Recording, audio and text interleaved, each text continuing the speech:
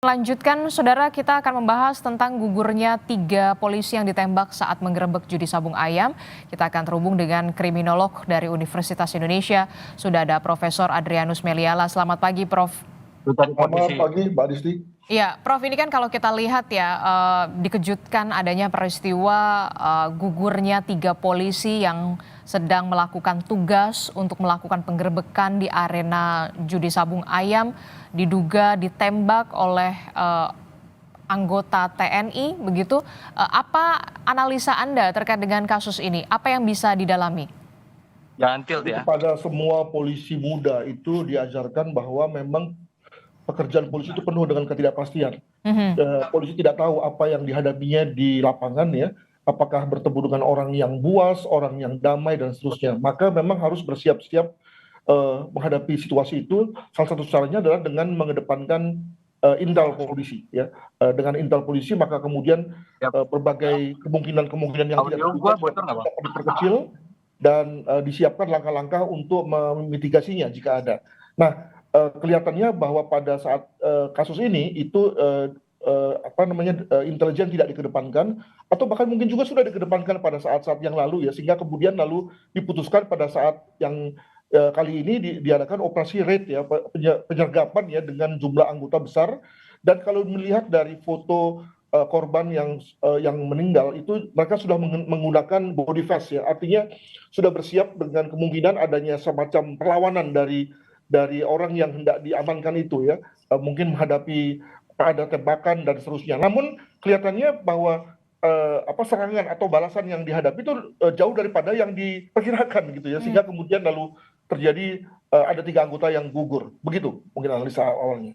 Jadi sebenarnya sudah ada upaya memakai body vest begitu ya, dari pihak kepolisian yang ingin melakukan penggerebekan begitu.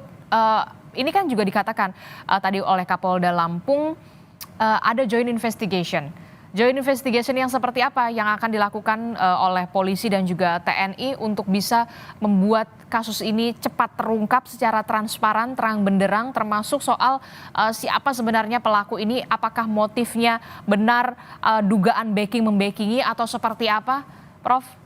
Ya, saya kira pertama-tama tentu kita mulai dulu dari TKP ya. Jadi sebagaimana layaknya penyidikan memang dimulai dari lokasi dulu baru kemudian melebar. Jadi kita mulai dulu dengan misalnya apa senjata yang dipakai untuk menembak itu. Saya melihat dari foto-fotonya itu semua terkena di kepala ya, tembakan yang akurat sekali gitu. Nah, apakah tembakan yang mengena kepala itu dilakukan oleh senjata api laras pendek dalam jarak dekat? Kalau misalnya itu dilakukan, maka artinya polisi sedang dalam posisi bengong gitu ya, terdiam sehingga kemudian lalu tidak bergerak dan kemudian lalu tembakan bisa dilakukan secara tepat. Apakah memang begitu?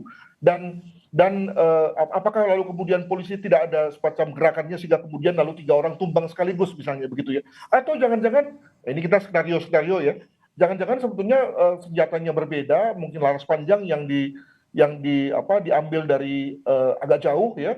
Sehingga kemudian lalu kepolisian tidak tahu dari mana arah datangnya senjata, sehingga kemudian lalu 3 anggota bisa tumbang, bisa gugur ya, tetap tanpa mengetahui di mana atau siapa yang menembakkannya. Mungkin begitu ya. Jadi dengan kata lain memang perlu ada satu analisis forensik. Cuma tadi mungkin tidak terlalu akurat ya dari teman-teman kru Kompas TV.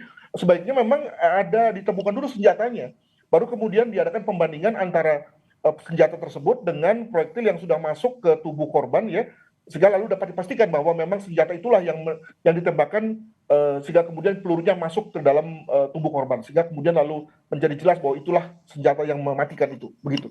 Dan itu bisa dilihat ketika hasil otopsi memang sudah dilakukan begitu ya, proyektil peluru diambil, kemudian termasuk juga untuk mengungkap pelaku ini menggunakan senjata laras panjang atau kemudian laras pendek begitu ya dalam penembakan. Itulah makanya kemudian tadi investigasi bersama menjadi penting, dan kesediaan dari semua pihak untuk terbuka juga menjadi krusial ya, karena tadi misalnya sebagai contoh ketika sekarang belum jelas nih di mana senjata itu ya, ada gambar yang mengatakan mengenai bahwa bahwa pelaku sudah ditangkap. Tapi senjatanya gimana?